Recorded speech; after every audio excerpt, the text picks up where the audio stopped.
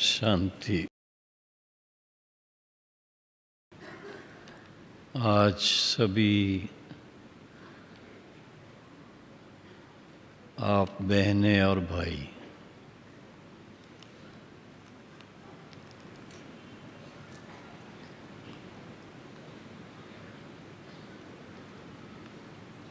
भारत के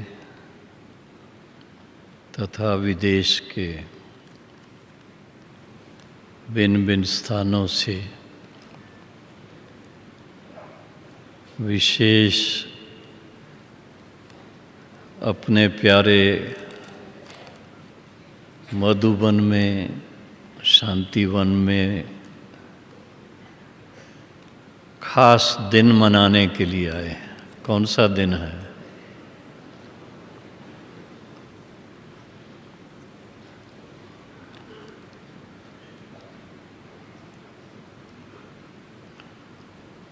बाबा ने भिन्न भिन्न नाम दिए हैं इस दिन के।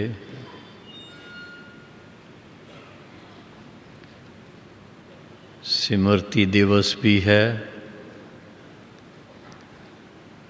समर्थी दिवस भी है,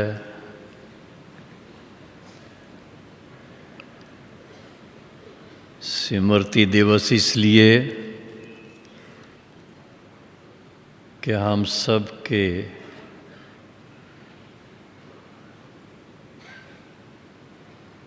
अति प्रिय ब्रह्मा बाबा ने अपनी संपूर्ण अवस्था को प्राप्त कर अपने योग बल से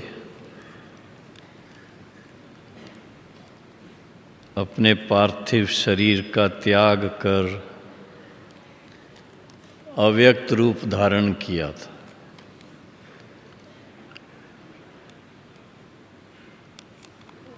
और फिर इसके साथ साथ जैसे आपने 2-3 दिन पहले अव्यक्त मुरली सुनी होगी,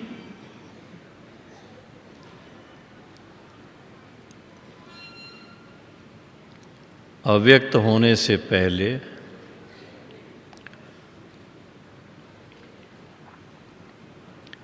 दादी प्रकाश मणि जी के हाथ में हाथ देकर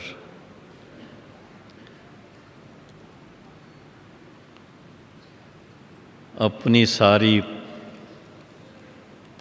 पावर्स कहें, शक्तियां कहें, उनको ट्रांसफ़र की।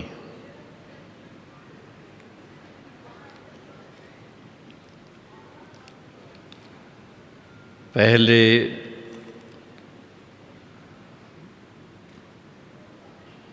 ज़रूर बाबा ने उनको इस योग्य समझा था।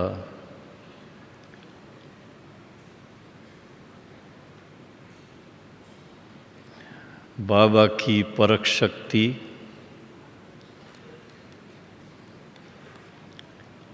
लौकिक में भी और अलौकिक जीवन में भी, दोनों में नंबर 1 थी।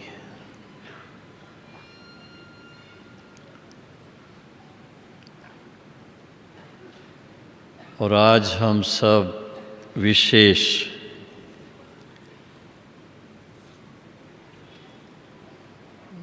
सभी भाई बहनें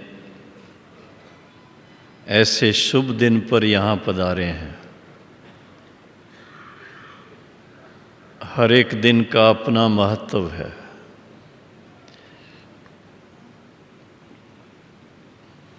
आज के दिन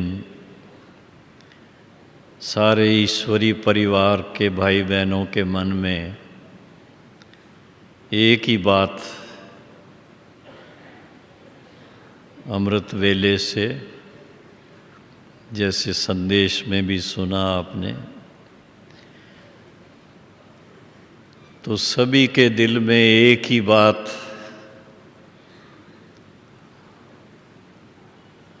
कहने में भी ज़रूरत नहीं है, दिल से ही निकलता है। प्यार से कहते हैं सभी, आज बाबा का स्मृति दिवस है।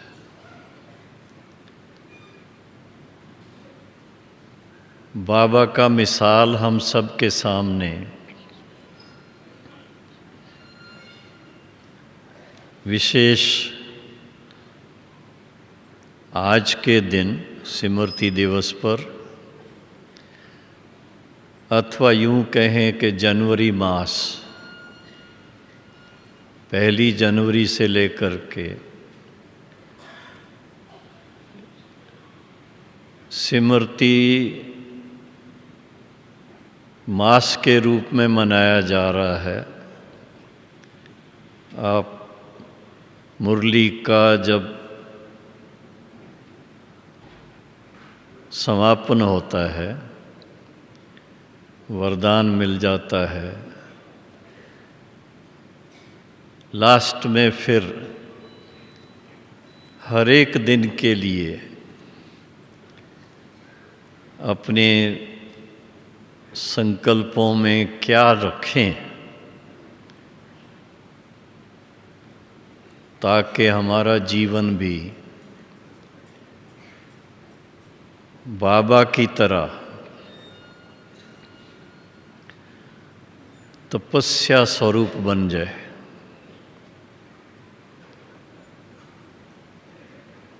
आज जब हम बाप दादा की याद में अव्यक्ति दिवस मनाते हैं, तो ब्रह्मा बाबा की जीवन यात्रा सामने आती है।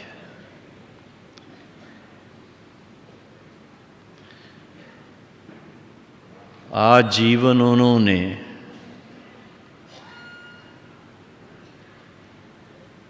एक तो लौकिक रीत से भी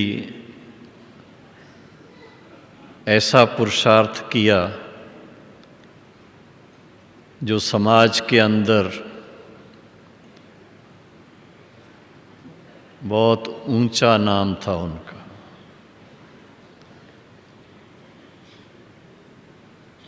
लेकिन उसके साथ साथ उनकी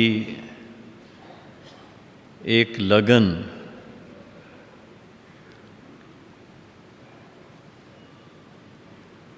आध्यात्मिक जीवन के बारे में, आध्यात्मिक सोच के बारे में, आध्यात्मिक चिंतन के बारे में विशेष उन्होंने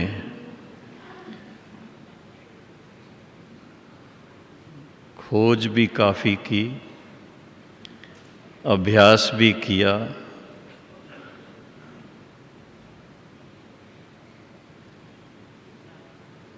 और जब से बाबा उनको मिल गए, बाबा को बाबा मिल गए, ब्रह्मा बाबा को शिव बाबा मिल गए,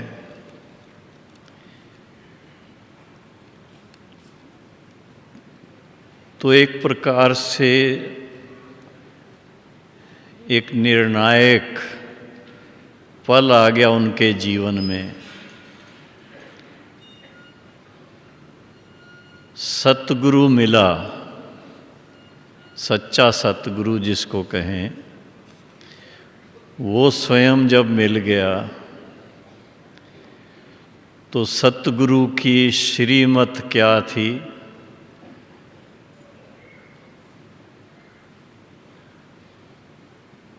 उनकी श्रीमत से कितने श्रेष्ठ बन सकते थे,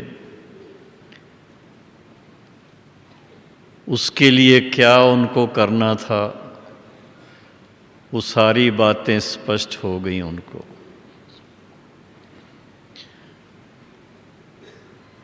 और न सिर्फ वो निमित्त बने एक नई शुरुआत करने के लिए, इस संसार के अंदर एक नई शुरुआत कि बहनों और माताओं को निमित्त बनाकर एक आध्यात्मिक आंदोलन कहो, उसकी शुरुआत बाबा ने की।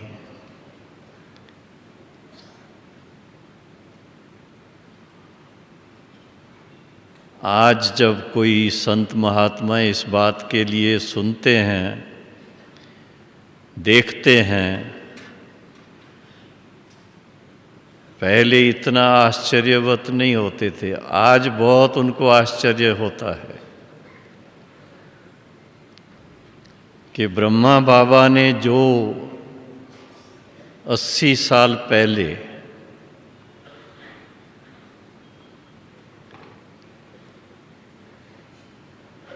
दिव्य साक्षात्कार के द्वारा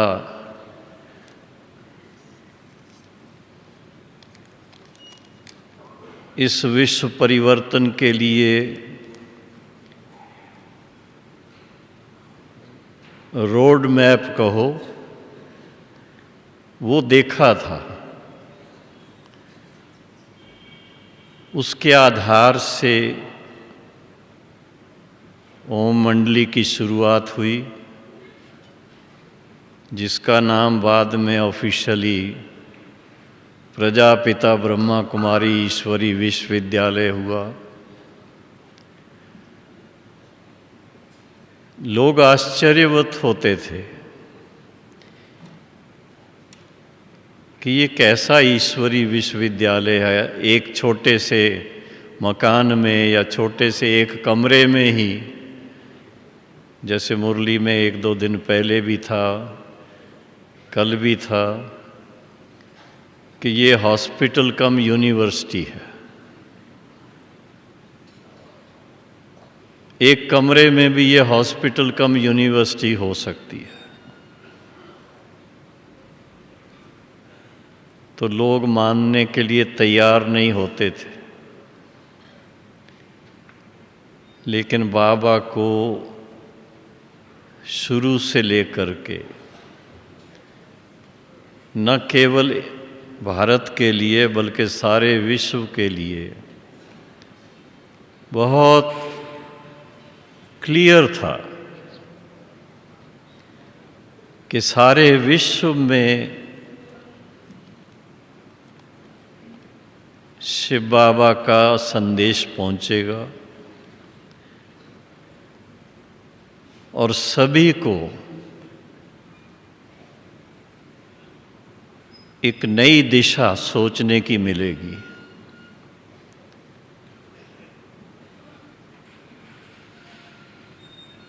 जैसे जैसे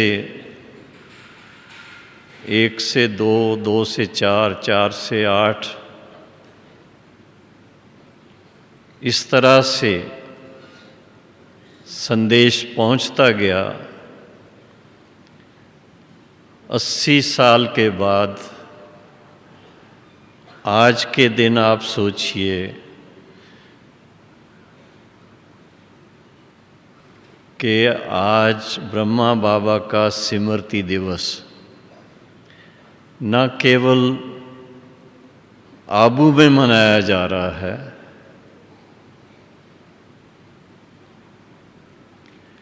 बल्कि विश्व के कोने कोने में विशेष तपस्या के द्वारा सभी भाई बहनें बाप दादा को यूं कहें कि अपने याद के, अपने प्यार के पुष्प अर्पित कर रहे हैं। स्मृति दिवस बाबा ने इसको नाम दिया, ये समर्थी दिवस है। हम आत्माओं को भी समर्थ बनाने का दिवस है।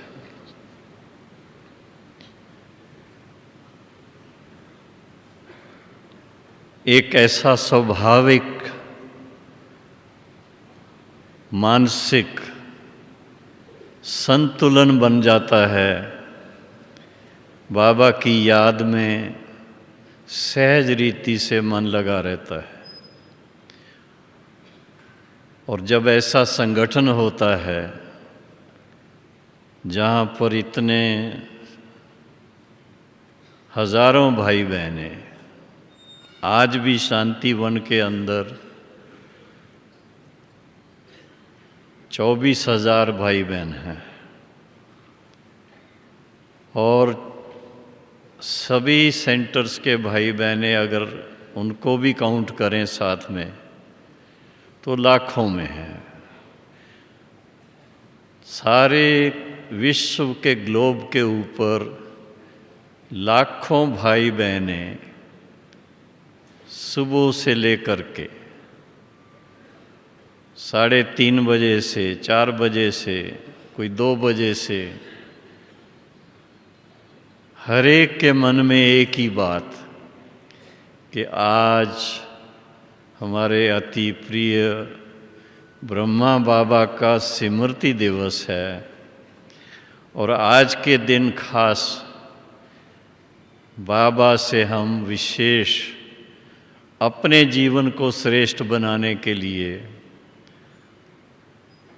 सुखद बनाने के लिए, शक्तिशाली बनाने के लिए बाबा से वरदान प्राप्त करेंगे।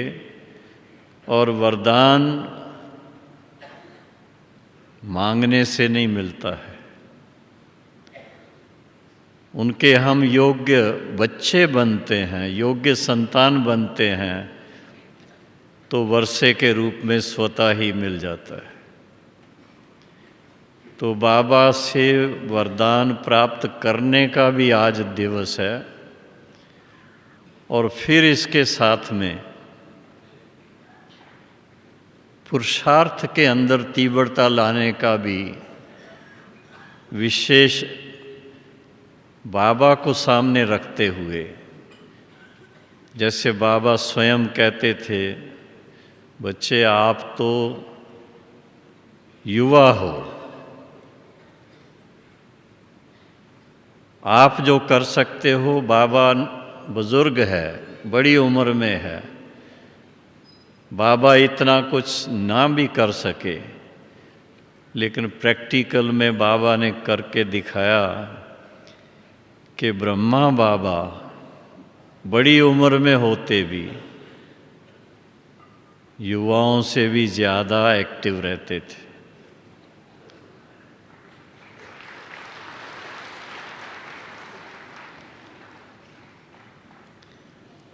क्योंकि बाबा के सामने एक बहुत बड़ा लक्ष्य था।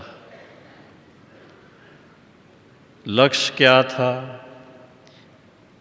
एक तो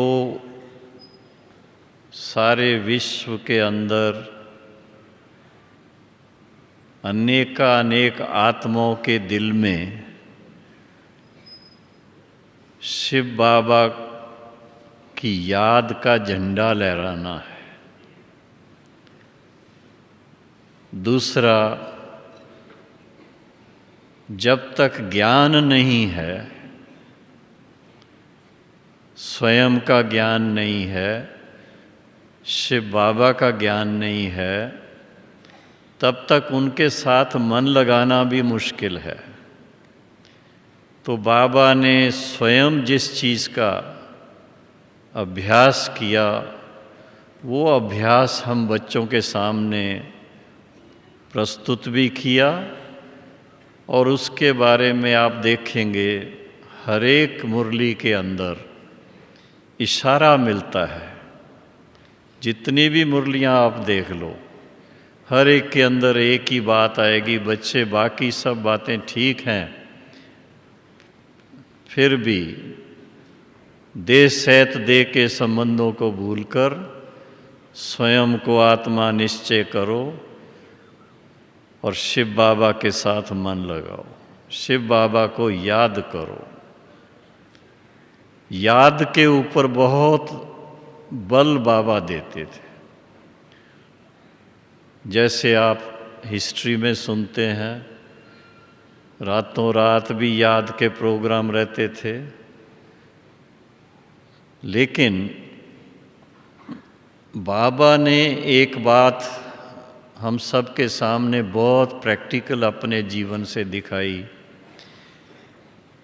कि चलते फिरते उठते बैठते स्वाभाविक रूप से हमारा मन शिव बाबा के साथ लगा रहे। इसलिए एक शब्द ऐसा दे दिया बाबा ने, याद की यात्रा। यात्रा चलने से होती है, तो चलते फिरते हैं तो आप यात्रा कर रहे हैं जैसे, लेकिन चलते हुए बैठे हुए किसी समय भी मन को शिव बाबा के साथ लगाने का अभ्यास ब्रह्मा बाबा ने स्वयं वो करके दिखाया। और वो करते करते प्रैक्टिकल हमने जब से बाबा को देखा, कैसे उस अभ्यास के अंदर भी नवीनता, हर दिन बाबा नवीनता कैसे ला रहे थे। एक एक दिन में कुछ नया कुछ नया कुछ नया देखने में आता था। और वो नयापन आप देखेंगे जो साकार मुरलियां हैं, साकार मुरलियों के अंदर वो चीज़ें आपको मिलेंगी। बाबा का एक सबसे ऊंचा लक्ष्य निरंतर योगीपन, निरंतर याद का अभ्यास। जैसे कल के मुरली में था, अगर बच्चे इस अभ्यास में रहते हैं, रात को भी अगर जागृत रहते हैं, तो थकान नहीं होगी। और बाबा अपने लिए कहते थे, देखो बच्चे, ये तो बाबा बुजुर्ग है, बुजुर्ग बाबा को थकान होनी चाहिए, लेकिन बाबा को इतना आनंद आता है उस याद में। और देखा गया कि जैसे जैसे बाबा ने वो अभ्यास अधिक से अधिक किया, बाबा का स्वरूप फरिश्तापन में चेंज होता देखने में आता था। साकार में होते भी फरिश्ता स्वरूप सामने नजर आता था। भाई बहनें कई बार ऐसा अनुभव करते थे। अभी अभी बाबा को यहाँ देख रहे हैं, और अभी अभी जैसे बाबा यहाँ से गुम है, अभी अभी उनको साकार में देख रहे हैं, अभी अभी फरिश्ता स्वरूप में देख रहे हैं। शुरू शुरू में तो और भी इससे आगे बाबा को देखते देखते श्री कृष्ण का साक्षात्कार होता था। वो राज तो बाबा ने बाद में बताए कि ये आत्मा वही है जो सतयुग में श्री कृष्ण है, 84 में जन्म में आते आते फिर आकर के शिव बाबा का माध्यम बनते हैं, तो प्रजापिता ब्रह्मा नाम पड़ता है। तो ब्रह्मा सो श्री कृष्ण सो ब्रह्मा। उस बात का बाबा को अंदर ही अंदर बहुत, एक तरफ नशा भी था, दूसरी तरफ जिम्मेदारी भी ध्यान में थी कि उसके लिए कितना योग युक्त, कितना स्पष्ट और एक एग्जाम्पल रूप में सबके सामने रहना है। तो बाबा ने प्रैक्टिकल अपने जीवन से हम बच्चों के लिए एक विरासत ऐसी छोड़ दी। आज बाबा के समय से जो नियम बनाए गए, जो धारणाएं बनाई गई, जो लक्ष्य दिए गए, वो हम सबको बहुत सहज रीति, स्पष्ट रीति अपने सामने रहता है। और बाबा की एक एक बात को जब लेते हैं, आप सोचिए, 700 करोड़ से ऊपर इस सृष्टि पर आत्माएं हैं। और बाबा का कहना है कोई एक आत्मा भी ना रह जाए जिसको बाबा का संदेश ना पहुँचे कि भगवान इस धरा पर आए हैं, उनसे अपना वर्षा ले लें। ये संदेश सब तक पहुंचना ज़रूरी है। और उसके लिए बाबा प्रैक्टिकली, साकार बाबा कितने तरीक़ों से हम बच्चों को सिखाते रहे। कभी एक चीज़ छपवाएंगे, कभी दूसरी छपवाएंगे, कभी तीसरी छपवाएंगे, चित्र नए नए बनवाएंगे, सेंटर्स को नए नए तरीके से कैसे चलाना वो सिखाएंगे। तो बाबा की एक एक बात को जब सामने लाते हैं तो एक तरफ बाबा इतना महान, इतना श्रेष्ठ जीवन उनका, और उसके साथ में प्रैक्टिकली इस संसार को बदलने के लिए जन जन तक बाबा का संदेश पहुंच जाए, उसके लिए कितनी युक्तियां बाबा ने बताई। हम लोग आश्चर्यवत होते थे। बाबा माउंट आबू में रहते हैं या मानो कभी बाहर भी जाते थे, बॉम्बे जाते थे, दिल्ली जाते थे, तो कहीं पर भी वो रहते, यही बात उनके मन में आती थी कि ये ईश्वरी ज्ञान हर एक तक पहुँचे कैसे, और उसके लिए और कोई लक्ष्य नहीं, ज्ञान से सबको सुजाग किया जाए, जागृत किया जाए, क्योंकि इस समय घोर अंधकार है। कलयुग का ऐसा समय है, सभी जानते हैं, दुनिया भर की न्यूज़ देखते हैं, सुनते हैं, पढ़ते हैं, और ये निशानियां हैं कलयुग की। और फिर बाबा को उमंग रहता था कि अभी हम कलयुग में नहीं हैं, हम सभी पुरुषोत्तम संगम युग पर हैं। पुरुषोत्तम संगम युग ऐसा समय है जब स्वयं पिता परमात्मा हम बच्चों से इस धरा पर आकर मिलते हैं। बाबा की वाणी में बहुत स्पष्ट कि सतयुग में शिव बाबा नहीं आते हैं, स्थापना ज़रूर उसकी करते हैं, लेकिन सतयुग में आते नहीं हैं, क्योंकि वो इन बातों से न्यारे हैं, सुख और दुख से न्यारे रहते हैं। न सतयुग में आते, न त्रेता में आते, न द्वापुर में आते, न कलयुग में आते। कब आते हैं? पुरुषोत्तम संगम युग पर। बाबा ने उसको खास अंडरलाइन कराया कि सिर्फ संगम नहीं कहना, संगम तो नदियों का भी है, लेकिन पुरुषोत्तम संगम युग, जब फिर से पुरुष पुरुषोत्तम बनते हैं। तो मर्यादा पुरुषोत्तम बनने के लिए, मनुष्य से देवता बनने के लिए बाबा ने फिर से ये सहज राजयोग की जो शिक्षा दी, वो किसी भी शास्त्र में नहीं है। विशेष रूप जो है बाबा का कि बच्चों को कोई कष्ट भी ना हो, पर इसके साथ साथ हर एक का समय जो है वो यथार्थ रीति बिताएं और उससे हर एक का भाग्य बने।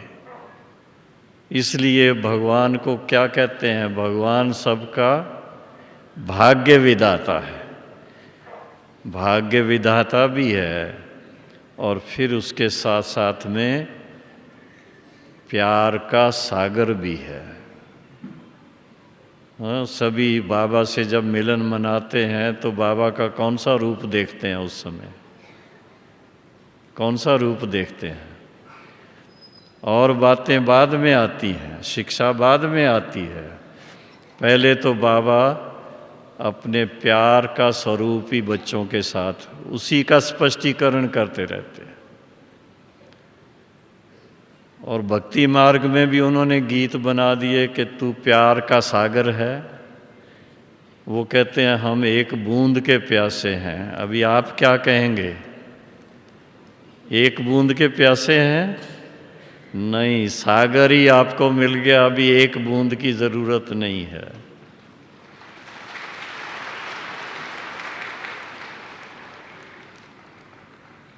तो बाबा का मिलना, इसके अंदर कितने राज हैं। ब्रह्मा बाबा निमित्त बने तो ब्रह्मा बाबा ने अपने जीवन को धीरे धीरे ऐसा उन्नत किया, इतना श्रेष्ठ बनाया, जो प्रैक्टिकल सभी दैवी गुण बाबा के हर कदम में नज़र आते थे।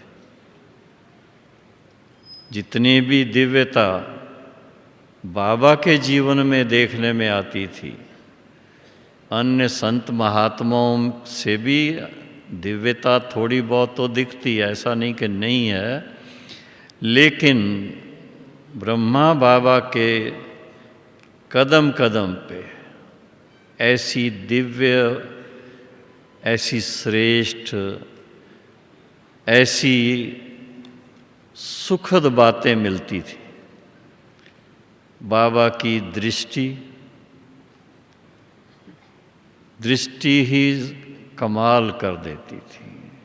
कहने में आता है जैसी दृष्टि वैसी सृष्टि, यही कहते हैं ना। किसकी दृष्टि? हमारी दृष्टि से सृष्टि नहीं बनती है।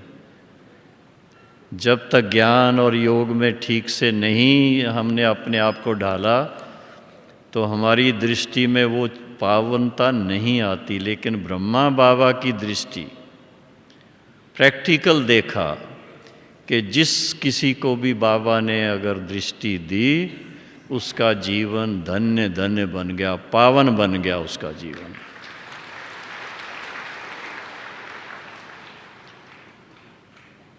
अनेकानेक भाई बहनों ने, जिन्होंने बाबा से पालना प्राप्त की थी, वो अपने अनुभव सुनाते हैं। बस बाबा ने दृष्टि दी, बाबा ने 2 शब्द बोले, तब से मेरे जीवन में परिवर्तन हो गया। बाबा की कई सारी ऐसी प्रैक्टिकल बातें देखी थी। एक बच्चे को, जैसे दादी प्रकाश मणि जी से किसी ने पूछा था आपके फॉलोअर कितने हैं, तो दादी जी ने कहा कि मेरा तो फॉलोअर कोई भी नहीं है, मेरे तो सभी भाई बहनें हैं। यहाँ फॉलोअर्स नहीं होते हैं, यहाँ बाबा के सब बच्चे हैं। तो बाबा हर एक को उसी नज़र से देखते थे। ब्रह्मा बाबा कोई किसी भी बैकग्राउंड का हो, शहर का रहने वाला हो, गांव का रहने वाला हो, पढ़ा लिखा हो, अनपढ़ हो, गांव की माताएं हों, कहाँ कहाँ से आते थे बाबा के पास, लेकिन सभी को उसी उच्च नज़र से देखते थे कि ये मेरे होवनहार सतयुगी राजकुमारी राजकुमार बच्चे हैं। इस नज़र से बाबा देखते थे और उसके कारण हर एक को अपने सोमान में सहज स्थित कर देते। सबसे बड़ी बात तो यही है, भक्ति मार्ग में जिस तरह से प्रार्थनाएं करते रहे तो अपना सोमान खो बैठे थे, और बाबा ने इस ज्ञान मार्ग में हम बच्चों को सोमानधारी बना दिया, श्रेष्ठ आसन पर बिठा दिया। हाँ, श्रेष्ठ आसन बाबा का दिल तख्त नैनों में बिठा दिया। कि आप मेरे नैनों के नूरे रतन हो। मेरे पास वो चिट्ठी अभी नहीं है, लेकिन पहली पहली चिट्ठी में बाबा ने हमें लिखा था, बाप दादा के नैनों के नूरे रतन, निर्वैर शेर प्रति, ऐसी चिट्ठी बाबा ने लिखी। तो ये एक बात आज के दिन खास, जब हम ब्रह्मा बाबा की स्मृति दिवस की बात कर रहे हैं, तो स्मृति दिवस पर बाबा की इतनी बातें सामने आती हैं, लेकिन उसमें से मुख्य बात जो कि बाबा ने जिस तरह से अपने जीवन को एक तरफ पूरा ही विश्व की सेवा में लगाया, दूसरी तरफ अपने जीवन को इतना उच्च बनाया कि सर्वगुण संपन्न बन गए, 16 कला संपूर्ण बन गए, तो हम बच्चे भी उनके, बाबा कहते थे follow father, mother and father दोनों के लिए कहते थे। तो फॉलो फादर क्या करें, हम बच्चे भी उनके कदम पे कदम क्या रखें, यानी तो वही बात करनी है जो बाबा ने हम सबको करके दिखाई कि अपने जीवन में ज्ञानी तो आत्मा बन कर के हम हर कदम उठाएं, और उसके साथ साथ योग युक्त हो कर के बहुत शालीनता से, बहुत प्रेम से, जैसे बाबा ने हर बच्चे को प्यार दिया, छोटे हों बड़े हों बच्चे हों, सभी को प्यार दिया, तो वो प्यार का सागर है। तो हम बच्चे कौन हैं, हम प्रेम स्वरूप हैं। तो हमारा फर्ज भी यही बनता है कि हम कभी भी किसी से रफ डफ बात ना करें, बहुत प्यार से बात करें, बहुत शालीनता से बात करें। इतने बड़े बुजुर्ग बाबा, ब्रह्मा बाबा, लेकिन क्या कहते थे, मुरली के अंदर भी शब्द आते हैं, I am your most obedient servant father. सुना है आपने, मोस्ट ओबीडियंट सर्वेंट फादर। तो बाबा सबका मोस्ट ओबीडियंट सर्वेंट फादर, तो हम क्या हुए,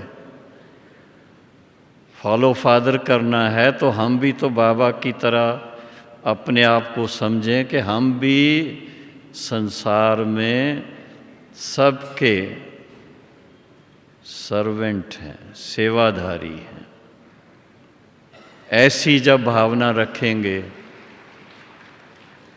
ऐसी जब भावना रखेंगे, तो बाबा की जो आश थी, ब्रह्मा बाबा की भी आश थी, शिव बाबा का तो आदेश था कि सारे विश्व को परिवर्तन करने के लिए पूरा तन मन धन लगाना है इसमें, तो वो प्रैक्टिकल में अब सिद्ध करना है कि हम कोई भी, हमारे एक तो श्वास उसी में जाएं और हमारी एनर्जी जो है वो पूरी विश्व परिवर्तन में जाए, और ब्रह्मा बाबा के समान हम भी फरिश्ता स्वरूप तक पहुँचें। फरिश्ता स्वरूप के लिए क्या कहते हैं, फरिश्तों के पाँव इस धरती पर नहीं पड़ते हैं, सुना है आपने। तो ऐसी ऊंची भावना और ऐसी ऊंची स्मृति रहे कि हम दूसरों को भी फरिश्ता स्वरूप में ही देखते रहें और खुद को भी फरिश्ता स्वरूप में देखते रहें, तो कहाँ विराजते होंगे फिर, कहाँ विराजेंगे, ब्रह्मा बाबा के साथ ही फरिश्ता स्वरूप बन करके हर पल अपना बिताएंगे, सदा लाइट रहेंगे, लाइट की दुनिया में रहेंगे, सदा खुश रहेंगे, मौज में रहेंगे। कोई ऐसा टाइम नहीं आएगा जो आपको थोड़ी सी भी टेंशन हो जाए, चिंता हो जाए, जिसके कारण आपको नींद ना आए, ऐसा नहीं होगा फिर। लेकिन बिना अभ्यास के नहीं होता है, बाबा का मिसाल यही है कि बाबा ने स्वयं प्रैक्टिस की और हम बच्चों को अपने अनुभव के आधार से एक एक बात सिखाई है। मुरली के एक एक लाइन को आप देखिए तो वो बाबा के अपने निजी अनुभव के आधार से सारी बातें हैं। शिव बाबा के डायरेक्ट महावाक्य उसमें हैं, लेकिन जहाँ जहाँ भी अनुभव की बात है वो सारी प्रैक्टिकली बाबा ने खुद करके अनुभव करके फिर हम बच्चों के कल्याण अर्थ हम बच्चों के साथ वो बातें की हैं। तो इतना अपने ऊपर अटेंशन हम रखें। स्मृति दिवस मनाने का भाव ही ये है कि बाबा की ऐसी बातों को स्मृति में लाएं जिनसे हमारा जीवन भी बाप समान बन जाए। बाप समान जीवन, बाप समान की बातें तो बहुत हैं, लेकिन उनमें सबसे बड़ी बात है तपस्या की बात। सुना भी होगा आपने, प्रैक्टिकल भी देखा हमने कि बाबा अपने जीवन के अंतिम 2-3 साल जो थे 1966 ऑनवर्ड्स, 1966, 67, 68, वो 2-3 वर्ष बाबा बहुत कम बोलते थे। मुरली के सिवा बाकी बातचीत उनकी बहुत सीमित होती थी। हम बच्चे बाबा के पास जाते थे सेवा समाचार आदि सुनाने के लिए, तो बाबा थोड़ा सा सुन के कहते थे, बच्चे बाबा समझ गए। क्यों? बाबा ने उस समय अपना एक लक्ष्य ऐसा रखा हुआ था कि भले ही बाबा निरंतर याद में अपने मन को रखते हैं, लेकिन विशेष रूप से 24 घंटे में से 8 घंटे बाबा को तपस्या करनी है। तो वो 8 घंटे की तपस्या का लक्ष्य हम बच्चों को भी उन्होंने दिया है कि जब हम 8 घंटे तपस्या करेंगे सारे दिन में, एक साथ नहीं होंगी, थोड़ी थोड़ी करके भी 8 घंटे जब करेंगे तो कर्मातीत स्टेज नज़दीक आएगी। और कर्मातीत स्टेज नहीं आएगी तो फिर आप जानते हैं कि फिर थोड़ा क्या होगा, पश्चाताप होगा। तो कर्मातीत स्टेज का मतलब ये नहीं है एकदम से शरीर छोड़ने की बात आ जाती है, लेकिन कर्मातीत स्टेज का भाव ही है कि हम अपने कर्मों को इतना श्रेष्ठ बना दें कि कोई कर्म बंधन इस दुनिया का हमें खींच ना सके, बंधन में ना आए हम, और हमारे मन में भी संकल्प में भी ऐसी कोई बात न हो। और वो तभी हो सकती है जब ब्रह्मा बाबा के कदम पे कदम रखें, ब्रह्मा बाबा की तरह तपस्या करें और उस तपस्या के फलस्वरूप अपने प्रकंपन जो हैं वो सारे विश्व के कोने कोने तक पहुंचाने का लक्ष्य रखें। जैसे बाबा के महावाक्यों में अभी कुछ दिन से आप सुन भी रहे हैं, पढ़ भी रहे हैं कि जब आप अच्छी तरह से तपस्या करते हैं, विशेष अमृत वेले का योग करते हैं, तो उस समय आपके प्रकंपन सारी दुनिया में पहुंचते हैं। तो आज के दिन विशेष ये बात अपने दिल में पक्की करें कि हम निमित्त बने और हम सारे विश्व को, सारे विश्व की जो भी वायुमंडल है उसको पावन बनाने के लिए, उसको श्रेष्ठ बनाने के लिए, उसको दिव्य बनाने के लिए हमें निमित्त बनना है। जैसे ब्रह्मा बाबा निमित्त बने, और वो निमित्त बने तो हम बच्चों को आज ये मौका मिला है, और हम बच्चे निमित्त बनेंगे तो संसार में जो अभी भी रहे हुए हमारे भाई बहनें, उन तक भी ये बात पहुंचेगी। तो सभी इस तरह का विशेष लक्ष्य रख करके तपस्या में अपना मन लगाएं। और कर्माती स्टेज को पाने का लक्ष्य रखें। कर्मों के बंधन में अगर रहेंगे, कर्म बंधन के कारण फिर कभी शरीर छोड़ेंगे तो फिर वापस कलयुग में आके फिर से जन्म लेना पड़ेगा। कहाँ चलेंगे आप? हाँ, वापस कलयुग में आना चाहेंगे? नहीं आना चाहेंगे। तो सीधा जाएं तो बाबा के पास सूक्ष्म वतन में जाएं, फिर उसके बाद परम धाम में जाएं। परम धाम से कहाँ आएंगे? वापस आकर के अपनी सतयुगी दैवी राजधानी में राज करें। ऐसा लक्ष्य लेकर के पुरुषार्थ चाहिए।